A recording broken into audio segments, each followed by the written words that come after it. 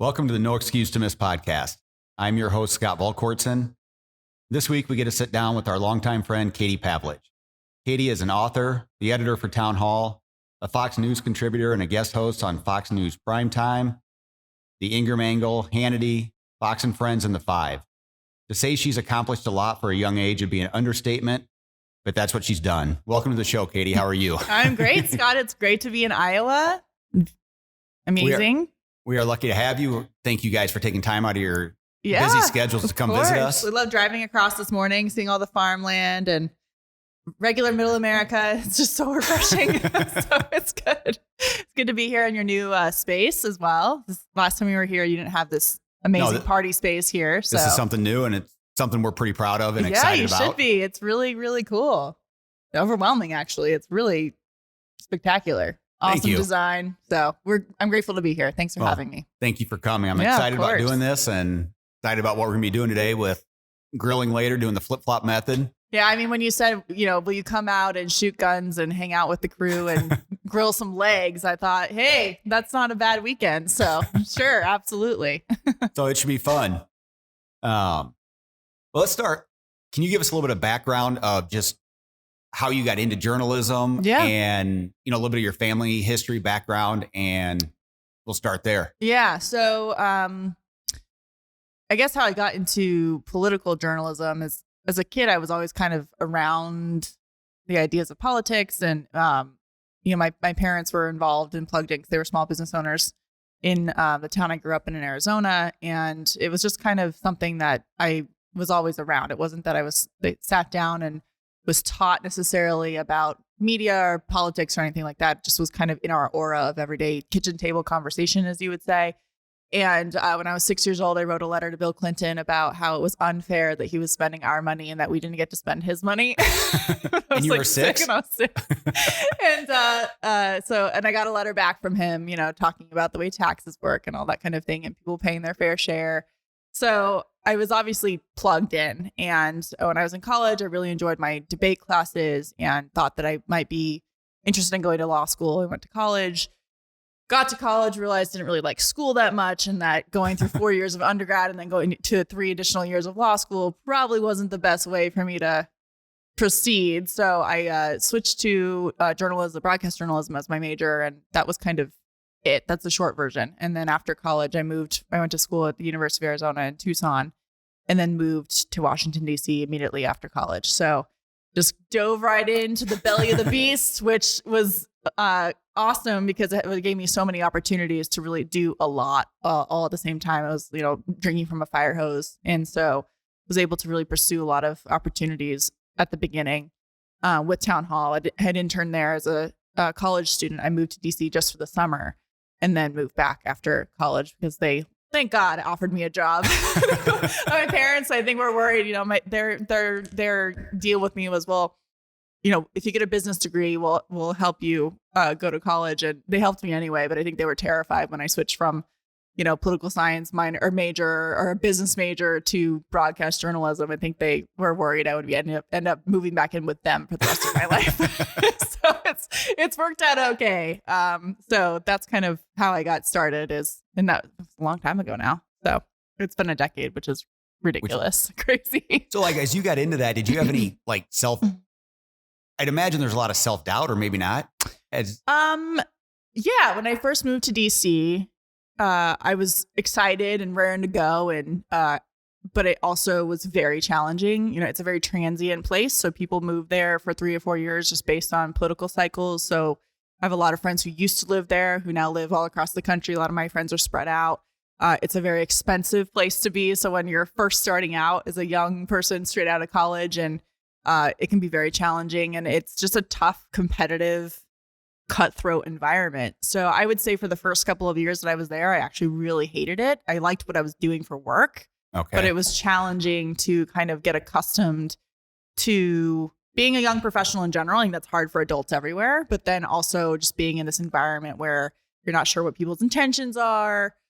You're dealing with, sourcing and whether people are getting close to you because they want something or if they're actually your friends. So there's all these different factors that go into living there and being there. And also for me, it was, I grew up in the mountains in Arizona. I grew up outdoors with my family, camping in the summertime, and living in, even though I'd gone to school in Tucson, it's still kind of an outdoor environment because you're up against the mountains in Tucson, the desert's readily available. And I had just moved to this big city where you're kind of trapped, and it's a different place because there's not a lot of federal land. It's all private land. So you can't really just drive out and be outside, you know? And have you moved out there by yourself? I moved out there all by myself. Didn't really know anybody? Didn't know anybody.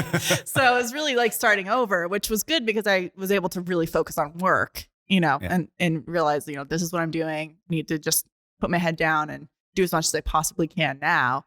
But it just was, if I learned very quickly that if you can appreciate a place for what it is and has to offer rather than compare it to somewhere else, you'll be much happier because there's just no comparison between Arizona and Virginia or DC. I mean, they're completely different places. You can't compare the Grand Canyon to the Lincoln Memorial, right? They're two different places with amazing things to offer. And so once I accepted that and understood that, I really started to get in the groove and, you know, get more comfortable with my work. And, you know, now it's like every single day is still a challenge and you're never, I don't think, completely comfortable with what you're doing every day. And there's always questions about whether you're doing something the right way. So I wouldn't say it's self-doubt. I would just say it's challenging, and you always want to, if you make mistakes, which everybody does, you want to learn from them and do a better job next time. Well, and I'd imagine there's a lot of, like, you know, when you're dealing with that, just like with social media, the way it is, and you having the views that you have, having so many times that, you know, people attack you online or.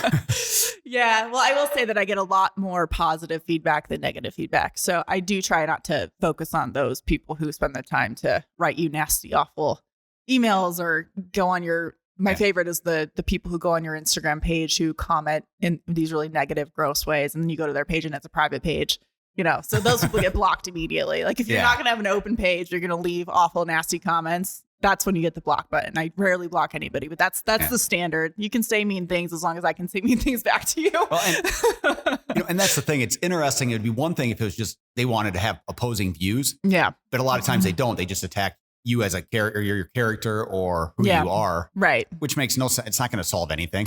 No, and it just isn't substantive, and it's a waste of time, quite frankly. So I've been able to really compartmentalize that stuff, and it doesn't actually bother me. What bothers me is letting people down who maybe I did something inaccurately or made a mistake, and the audience that is supportive and isn't nasty like that. I want it, my work is for them, and so I want it to be the best work. So if there's something that happened that was a mistake or something, I feel worse about that than I ever feel about making someone so upset they have to write an email to me on their off time, right? So, but I'd have to imagine when you guys are doing live TV and things are changing, that mistakes are going to happen. Of course, and that's the thing is all of my work basically is public, so you're working, you're constantly being watched while you're doing your work. So, and it's not like an email that you can go back and edit 6 times to make sure it's right. Right. It's you live have to TV. Respond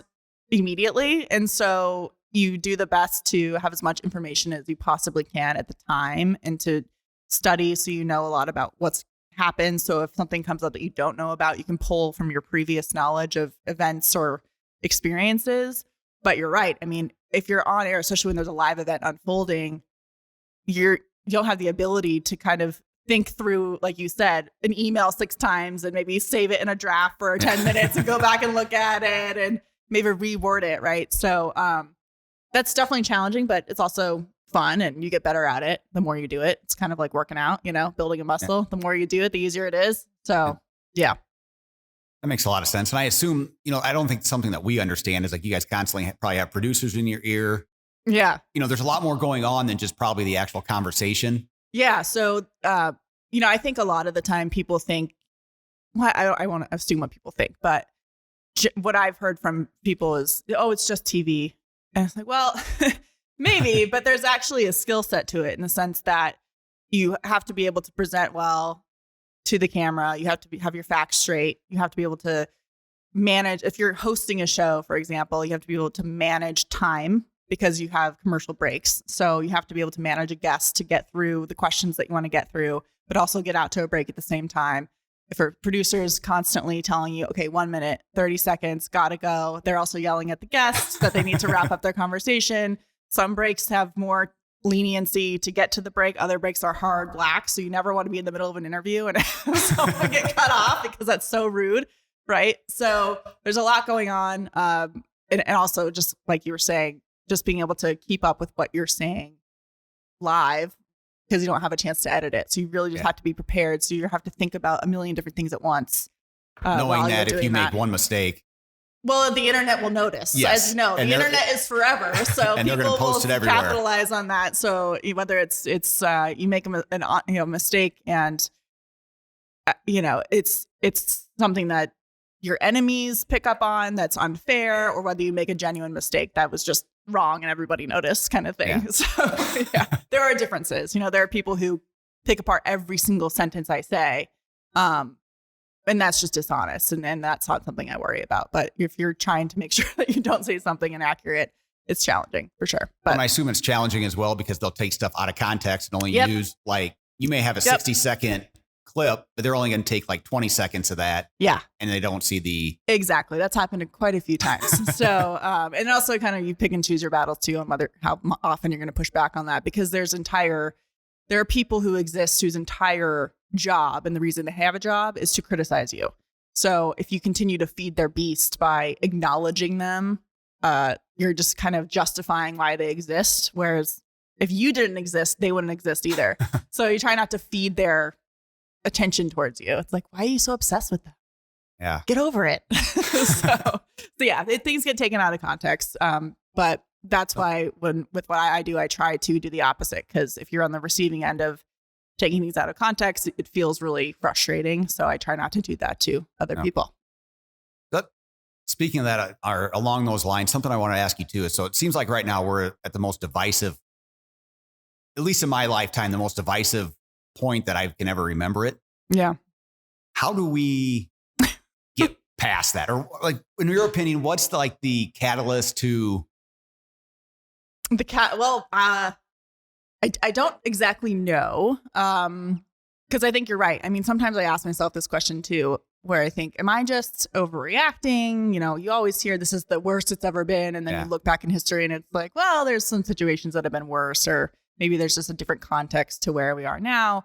But we are in this era where you say one thing and you have a mob on the internet that comes after you, or a company, for example. And it can be something that you said 10 years ago or 20 years ago, or something that maybe you never said. And you have to end up trying to explain that you never said it or it was taken out of context. And you're chasing the story to try and correct the record when the lie has been told 1,000 times because of the internet, right?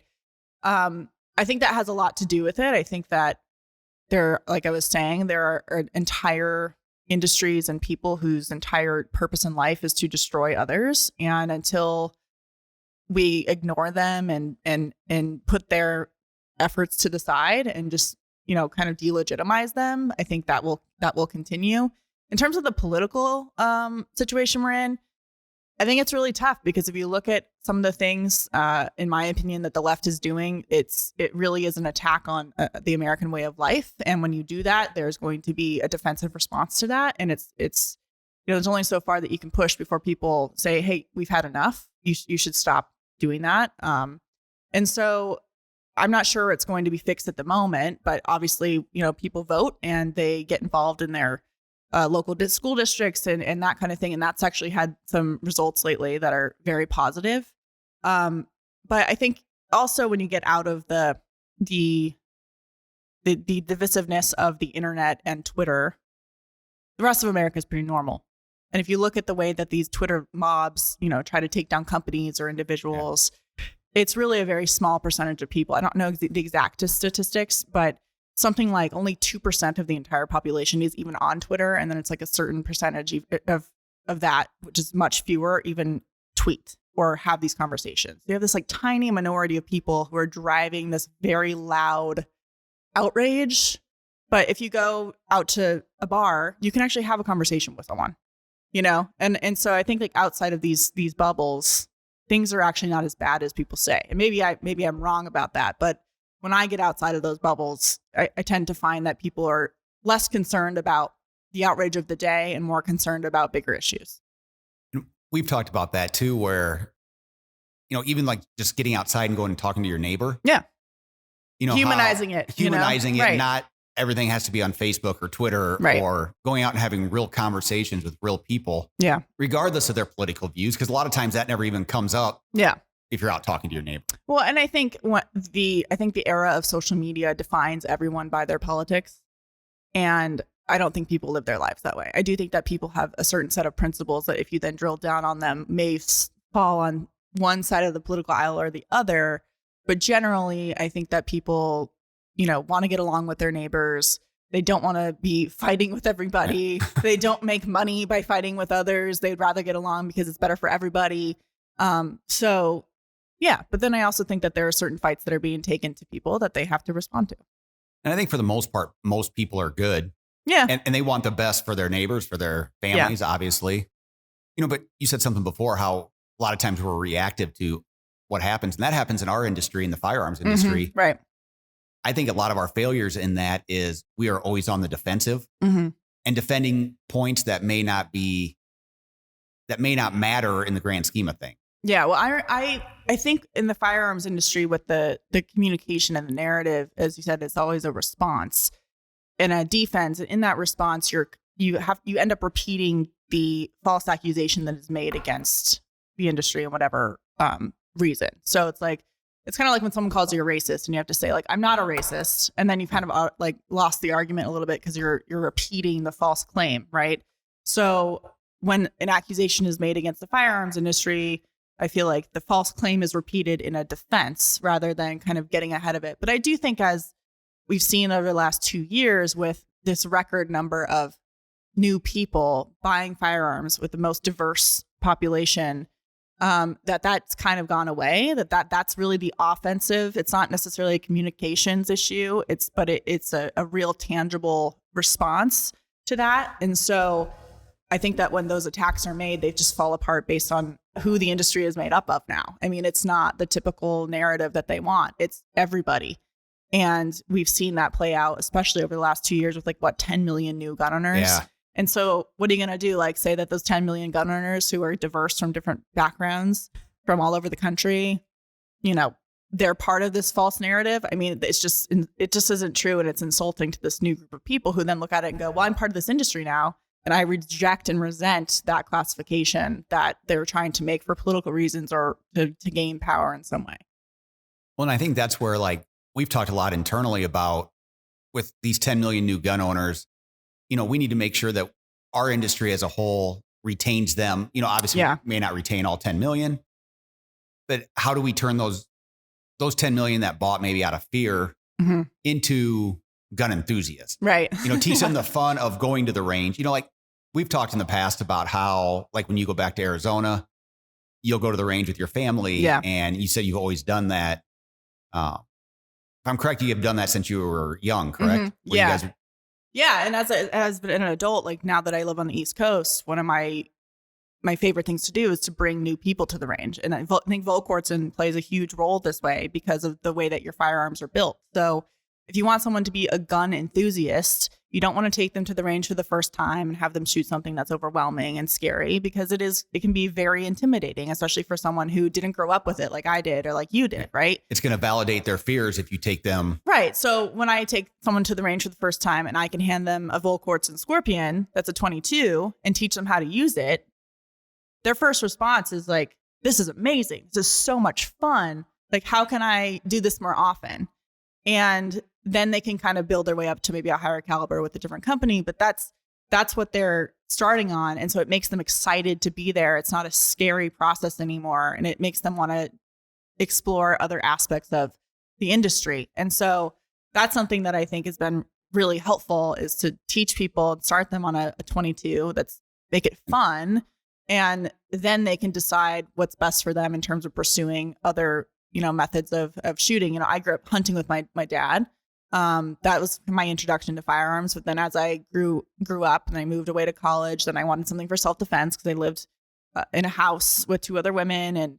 And then I was, there alone in the summertime in a high crime area, and then I drove across the country and lived in outside of DC by myself as a young 22-year-old woman, and so there are so many different aspects to the industry that are helpful to people, and they can be fun or they can be very serious about self-defense.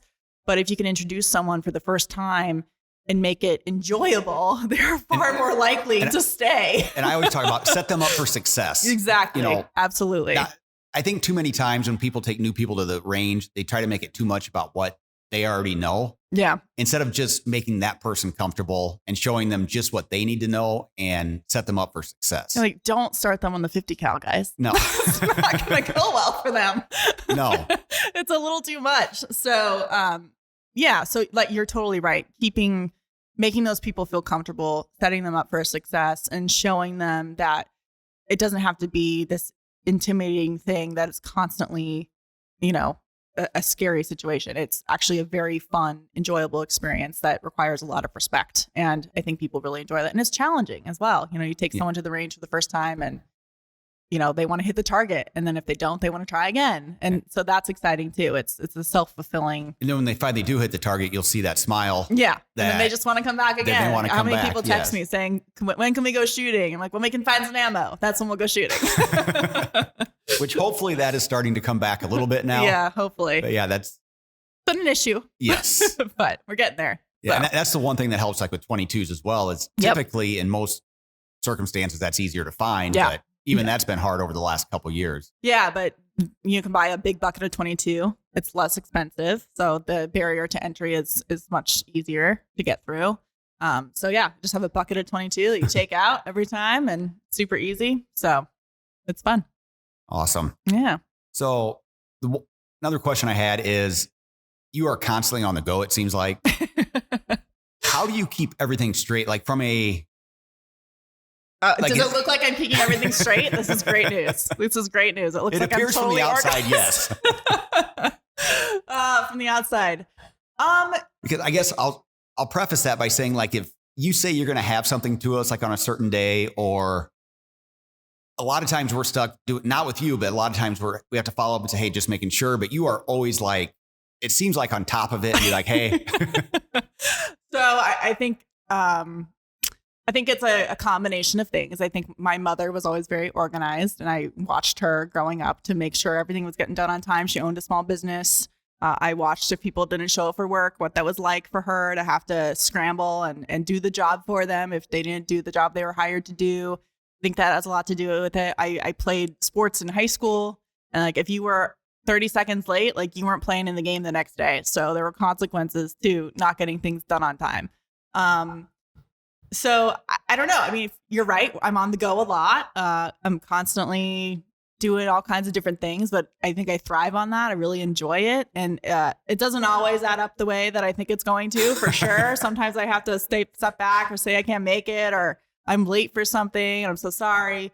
I ask for some more time. But I just think it's something that I really grew up with and learned how to do as a kid, really. And then have been able to apply those skill sets that you learn, on the volleyball court, or, just working in your parents' small business, that you apply to your life. And it's been very helpful to me to have learned those things and understand that, being more disciplined about those things actually gives you the better ability to manage your time. So sometimes it's overwhelming, but we try to pack as much life in as possible. Basically, I'd have to assume too that like there's certain breaking news events or certain times that all of a sudden your schedule could be completely thrown off for what you thought was going to happen. Yeah, and I think you have to leave room for that. I think you can't be so you have to understand that things are going to happen and you will have to change things around sometimes. And if you can accept that, then you won't be so stressed out if something happens. But yeah, you're right. I mean, sometimes things change or something falls through, or you have to completely change your schedule at the last minute. But I think that you just have to be able to adapt. So being organized and disciplined is good, but also having room in there for, things to change is also helpful, or else it just turns into a big nightmare. I can relate to that because that was something I used to struggle with. Is I was great as long as my routine went as scheduled. Yeah. Yeah. And then one thing would happen. I'd be like, oh, now what? Right. Yeah. The So you rest kind of of the just have to day or the accept week it for is- what it is and, do what you can. Basically, have some grace for yourself, have grace for others around you, and then it works out. So, yeah. But I'm glad it looks like it's going from the well. outside, it looks like it does. This is fantastic. Doing great. And then as a father of a 19-year-old daughter, Mm-hmm. what's one thing because there is so much doubt or self-doubt and with the social media and everything. Yeah.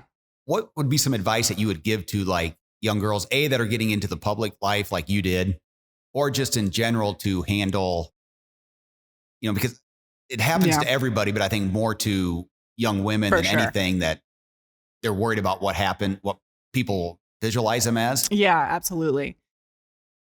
So I think this advice can be different for everybody, just depending on your personality. Some people really like being on social media all the time. Like their entire life is on social media. Some people like to be more private, just depending on what their goals in the future might be. Or maybe they look down the road and think, maybe what I'm doing today doesn't need to be on social media, just in case down the road I want to pursue a different career path or whatever. When I'm 19, I don't need everything on the internet, kind of thing.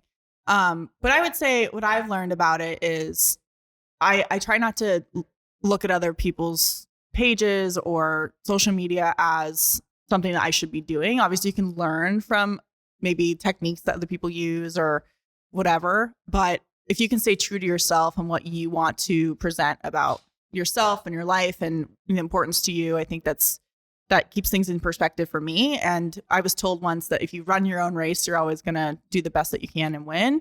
It's like when you're looking around at the other runners that you start, getting a little slower or you get unfocused. So if you can really stay true to yourself and then use, take things from other people to learn or be mentored or whatever, great. But I think just staying true to yourself about what you're comfortable with, and not trying to kind of fit into what everybody else's idea of the perfect social media pages or, that's worked for me. I might not have as many followers as someone else, but maybe I'm uncomfortable with doing what someone else might be doing. Right. And I could maybe have that, but I'm just not willing to do the same things, and there's nothing wrong with it. It just is not my style, kind of thing. Well, and that's something that I've always told people when they'll ask about you or whatever. I'm like, they're like, what's she like off camera? Or she's horrible. Absolutely awful. But I'll say, she's who she is, on her social and everything, but even better. Because, we've met people, I've met other people that have been, in your shoes or in your position. And I walked away and I'm like, You're disappointed. Yeah, you're disappointed, Yeah. Which is, and I understand it too, that they're putting a persona on, but it's always fun when you're able to meet somebody that is genuinely who they are. And like you said, you may be able to gain more followers doing other things, but that's not you. Well, I'm grateful to hear that I am who I am online and off, because that's just how I feel like I'm comfortable. And I don't have the energy to put off some kind of persona that's different than who I am in person. I just don't have the energy to, I guess, fake it. Not that others are faking it, but it's just not my style. So my style is what it is. And I just feel like if I can stay true to myself, I'm going to be more comfortable in my own skin and what I'm doing. And I think it just works to be more genuine for everybody involved, whether it's like a partnership or whether it's just what I want people to know about me. So yeah, I try to just be a reflection of who I am, and it's worked out so far. So I'm just going to keep doing it. And I think that advice applies even to like businesses. Yeah. A lot of times obviously we keep track of like what our competition is doing, but we don't fixate on it because then we become reactive to what they're doing, or we start trying to do what they're doing. And then it clearly looks like that from the outside. Well, this is the thing is I think we're, especially with everything being media now, right? Everything can be publicized and everything can be recorded, but that puts a magnifying glass on what you were doing. And if you're faking it or doing something that's not genuine to your brand or to yourself and whatever, it's pretty obvious that that's happening. And I think we're in an age when people are looking for things to be real and authentic, and they can tell if you're kind of just like doing something for the sake of doing it or whatever. And I just think that it's better if you can just maintain what you're. Well, I think you can fake it for a time, right? But at some point you will be exposed. And I've always told myself too, like, I want to be the little black dress, not like the fad of the season on the runway, And so if it takes me a little longer to maybe meet a goal, but I get to stay true to myself and get there a little bit slower, fine. Like, I'm okay with that, because I would rather have some longevity instead of being like, on top of the world and then just completely come crashing down. So try to like brace yourself, have some principles and stay true to yourself as you go along. So like, speaking of longevity, what are some of your long-term goals? Like, No, I don't know. Don't know. Just keep doing. I mean, but it sounds like you thoroughly enjoy what you're doing. So it's funny because sometimes I'm like, I love everything I'm doing. And then other times I want to move to a ranch in Montana. So eventually maybe that's the long-term goal. No, I really love what I'm doing. And if you would ask me 10 years ago what my 10-year plan was, I would have never thought that this is where I would want to be. And I've always had the attitude of, always climbing up and doing better and not being comfortable on a plateau, but also taking opportunities as they come. So I don't ever want to be so focused on one thing that I'm missing everything else that I could be doing as well. And so I really like what I'm doing right now. And, we'll see. I probably should write another book. It's just that I have more going on now than I used to when I did my first 2 books. So I don't have as much time to do that, but definitely want to write another book as a goal. But I really enjoy what I'm doing now, like analyzing the news, writing about the news, reporting on the news, being involved in the firearms industry, being involved in a couple of different things, having some outside stuff too, and just staying true to, what I care about in terms of the direction of the country and that kind of thing. So those, I guess, are my goals. It's just to take opportunities as they come and to continue growing and managing my team at Town Hall and watching them grow. I mean, that's been really rewarding, is to, help people pursue what they want to, be good at and what their goals are. I mean, that's extremely rewarding to me, is to kind of help with that leadership aspect of things and helping other people kind of reach their potential. So yeah, right now, just moving along. We haven't even touched on that, but yeah, the 2 books that you wrote were, this second one, it's funny how we look back at that now. Yeah. And the whole Fast and Furious thing. And, like, how can that stuff happen? Then you see what's going on now. You're like, I know. It's incredible. Yeah. Well, that first book that I wrote on Fast and Furious, really, when you keep moving through time and what's happening in DC, it's like, of course this is happening because this happened before. And if you see it, it just, when you think that things can't be as crazy as they are, this would never happen. It's like, but it has happened, and they are capable of doing things like this. How long ago was that? You wrote that book? About 8 years ago. 8 years long ago. time ago. Yep. And then I would assume at that time, a lot of people that read it or even heard about it are probably like, oh, that's just some conspiracy theory. But now 10 years later or 8 years later, seeing how crazy everything is, they're probably like, there's probably a lot more merit to that than. Yeah. And I mean, there was documentation. There was so much that went on with, and for people who are listening who aren't familiar, Operation Fast and Furious was done under the Obama Justice Department, and they flooded Mexico with a bunch of AK-47s and 50 caliber rifles and forced American gun dealers to sell them to people who they knew were trafficking them to cartels. And they ended up killing Border Patrol agent Brian Terry using one of those firearms. And that's when the scandal really started to break. And it took whistleblowers real whistleblowers within ATF to come out and talk about it. And at the time, it was like, it just seems so stupid to knowingly give thousands of what they call assault rifles to narco terrorists in Mexico who are obviously using them to kill people. With no way to track them. No way to track them. And then when you look at the emails of them talking about wanting a new reporting measure for rifles in Arizona and a new federal reporting measure and rule through ATF, and they were using this as an excuse to implement more gun control on dealers and using dealers as a putting them in a position where they had to choose between their license or working with ATF on this so-called project, and they were lied to. So long story short is, it sounds crazy, but when you actually have emails and documentation and you know this is happening and you write it all down, it happened. And the most frustrating part, and we see this a lot now, is the lack of accountability for when these horrific situations happen. These people who are in charge get promoted, and the agents on the ground who were blowing the whistle on what was happening are the ones who get punished, right? And so I think that that's still going on, whether it's ATF or the Pentagon, for example. Yeah. That's very, very frustrating. But, that was different in the sense, that book, because we didn't have as much social media and the ability to really highlight a story like that. Now it's more difficult for people to get away with it because we have so many more avenues of publishing information. So, and I think people in general have just become much more accustomed to questioning everything that's going on. Exactly.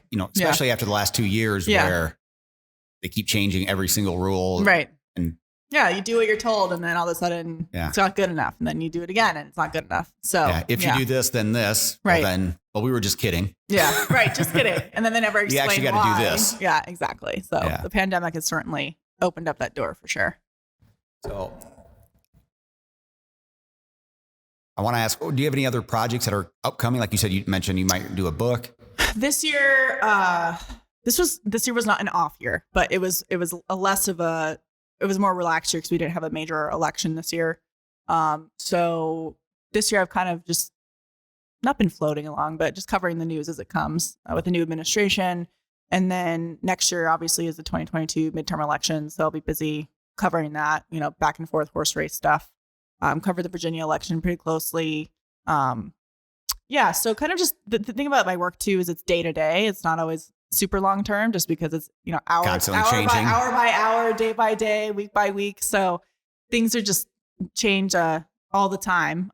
So I don't really have any big projects in the works. I'm going back and forth to New York a lot, co-hosting the 5 and writing every day and just paying attention to all the different things that are happening. And so trying to get to the range, which we're gonna do that shortly. So yes. So I don't have any, I would say, big projects in the works right now, but maybe tomorrow I will. Okay. So last question for you. If you could give yourself advice 10 years ago. Oh, 10 years ago? Yeah. Knowing what you know now, what would you have told a Katie that was just starting out? That it's going to be okay. And that all the work is going to be worth it. That's what I would say. I don't really, I don't think that there isn't like one huge mistake that I made that I feel like was like detrimental. I just think like you just have to kind of make some mistakes and learn from them and move on, not to be too hard on yourself. So have you always had the attitude, I guess, that when you went there, you just took chances and... Yeah, pretty much. You've done that? Because there was no other way for me to do it. It was like, if you don't, what else are you going to do? Like quit and go home? Yeah. You know what I mean? I wasn't going to do that. Yeah. So I had to prove that I could make it, So, yeah. I think a lot of people have dreams or hopes of doing that. Then they get out and it comes down to actually having to take that action. Well, and I had a lot of really great people I worked with along the way. Like my boss at Town Hall has always been so awesome, always was fostering my independence. And if, I came to him with an idea, he rarely said no. And so I was in an environment which may be very unique. Actually, it is very unique that I was able to pursue a lot of what I wanted to. And it ended up working out well for everybody, for the company I work with, that kind of thing. So I did have a lot of people around me who helped me through that process, like the publisher who called me to ask me if I wanted to write my first book, right? Pursuing opportunities that were handed to me because people saw the other work that I was doing. But there was a lot of people who helped in my pursuit of these things. It's not like I did it all by myself, right? Definitely my attitude and my work ethic and perseverance for sure. And willing to take those on when they approached you with them. Yeah, and I was like, what do you want me to do? Okay, I guess I will. Sure. So saying yes to a lot of things, especially when you're just starting out in a place like DC, is the best thing you can do as a young person because, what do you have to lose? Like, you should just dive in and do as much as you possibly can early on. And that can lead to so many different opportunities down the road. So saying yes a lot is good. Yeah. That's great advice. So speaking of the range, I think that's where we're headed. Thank goodness. Hopefully we don't freeze, but yeah. I brought a jacket and a hat, so I think I'll be okay. Well, I want to thank you again for taking the time, coming to Iowa. Yeah, I'm hanging so excited out. to be We're going to have fun. Yeah. The flip-flop guy's here. The flip-flop guy's here. It's going to teach me how to grill some legs. Your husband seems a little worried about that, but well, he should be. Yeah, he'll probably end up taking over, which is a good thing for everybody's sake. So. It'll be fun. Trust me, I've had it. It's excellent. We will. Awesome. It'll be a fun night. So well, thanks for inviting me. I love your new space. We're grateful to be out here at Full Courtson for the weekend. So thank you. Yeah, talk to you soon. Sounds good.